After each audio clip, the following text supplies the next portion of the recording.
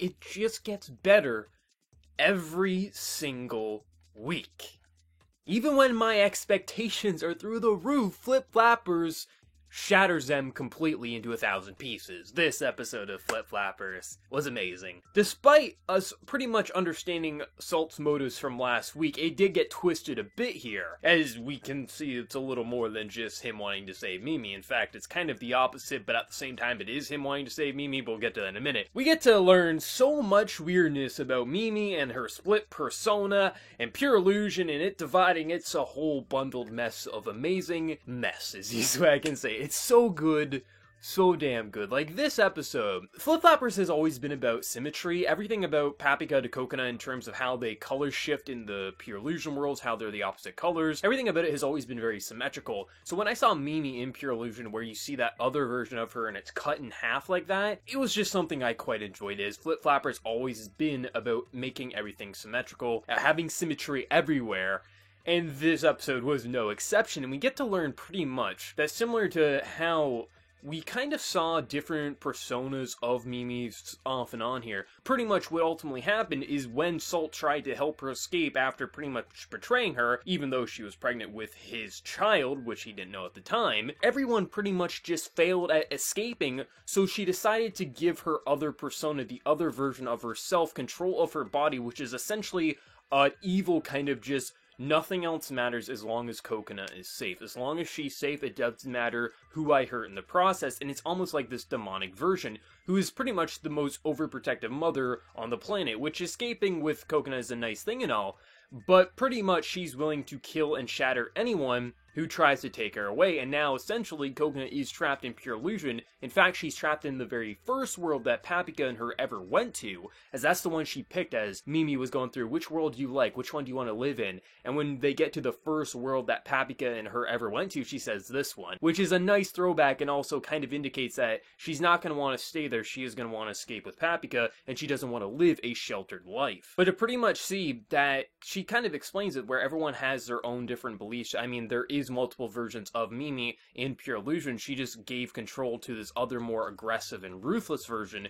so she could protect Coconut, and pretty much anyone who tries to hurt Coconut gets a flowery death, which is kind of, it may not seem menacing, but seeing her just put a flower on someone's face and then just destroy them from the inside out is pretty damn incredible. But seeing the true nature of what happened when they were experimenting with pure illusion, where Salt's father's mind got destroyed from going into pure illusion, and he blamed Mimi and Paprika for this, and then they said they wanted to run away, and before he knew that she was pregnant with his child, which at the start, it may not seem like it, but 100% is her child. I mean, it's Mimi's and Salt's child. I mean, who else would she have banged while being in that institute? The only one she was close with was Paprika and Salt, and I don't think Paprika's going to be getting Mimi pregnant anytime soon. So that's pretty damn interesting to see how he was blaming her, and she just felt so bad, like, okay, I'm going to leave then. And then when she gets brought back in a year later after being recaptured, he sees that she has a child, and he's like, what the fuck did I do? And he tries to make it up for it, but they just get caught because of Paprika's bracelet on her ankle that she can't escape,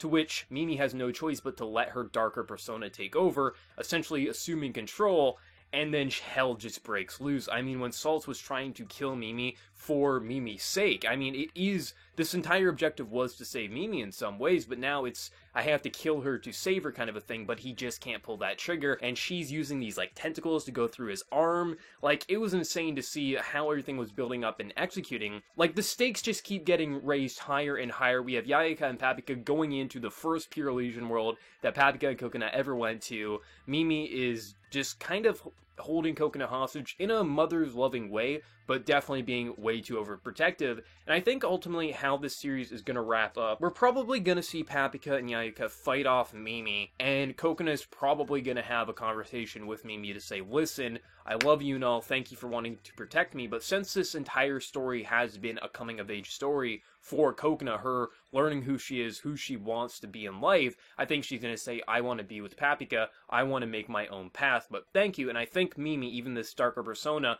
will allow that. If not, the other persona, Mimi, will take over, or something along that nature. But I love seeing the line of basically Yayaka say, I don't want to see this fake version of you, I want to see your true self, and she says, I love Coconut, that's why we gotta do this. And they're just like, yes, let's get this done. Like, the entire episode, it was so good. Like, Flip Flappers gets better every single damn week. Like, it's incredible how much the series keeps twisting and turning. Like, even when we think we know what's gonna happen, they take the knowledge we already knew and then add on to it or completely twist it. This episode was phenomenal. The direction, from everything from the voice acting to the animation, the art style, everything about it was just so amazing to me.